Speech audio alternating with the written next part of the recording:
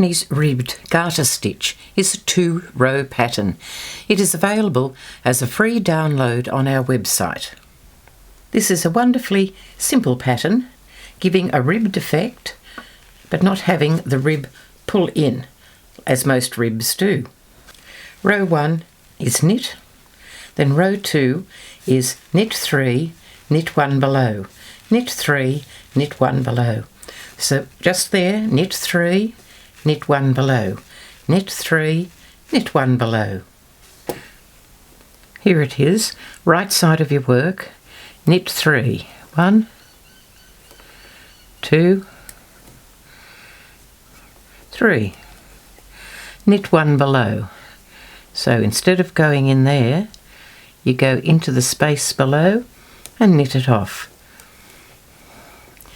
Knit 3, 1, 2, 3, knit 1 below, in there. You're effectively making that one stitch where you knit below, you're making that twice its length. So it takes up the length of this row and the length of the row before it.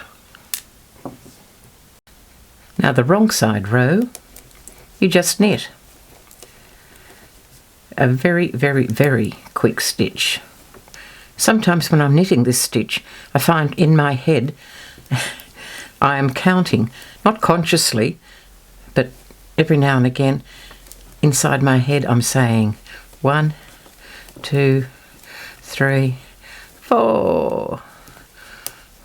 1, 2, 3, 4. And the finished sample.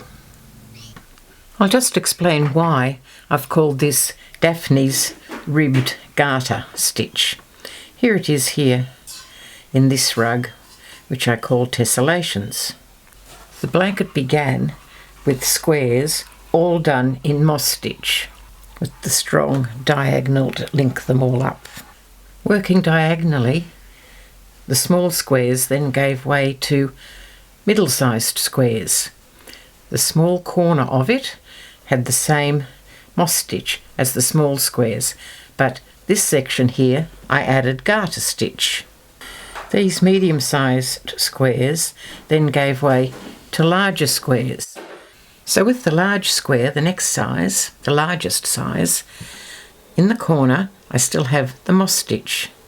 Then the strong lines of garter stitch. Then for this next area, I wanted something with strong vertical lines, but all rib stitches that I had pull in, don't sit flat. Then I had the idea of doing a rib like this by knitting into the stitch below. Now I'm not saying I'm the only person to ever knitted this stitch, but I'm just saying that I had never come across it in a pattern book. So when I put this combination together, I thought, why not call it after yourself? So I called it Daphne's ribbed garter. So here are the ribs, and it's all done with garter stitch. I'm very pleased with this combination, with these strong verticals and then the garter stitch going at right angles, and then the all-over pattern of the moss stitch. This is block M for the textured sampler blanket, and this is where I used the ribbed garter stitch. When I was showing you the rug tessellations, I was talking about the direction of the patterns and having all-over patterns, horizontal patterns and vertical patterns. This is the same thing as happened with this block.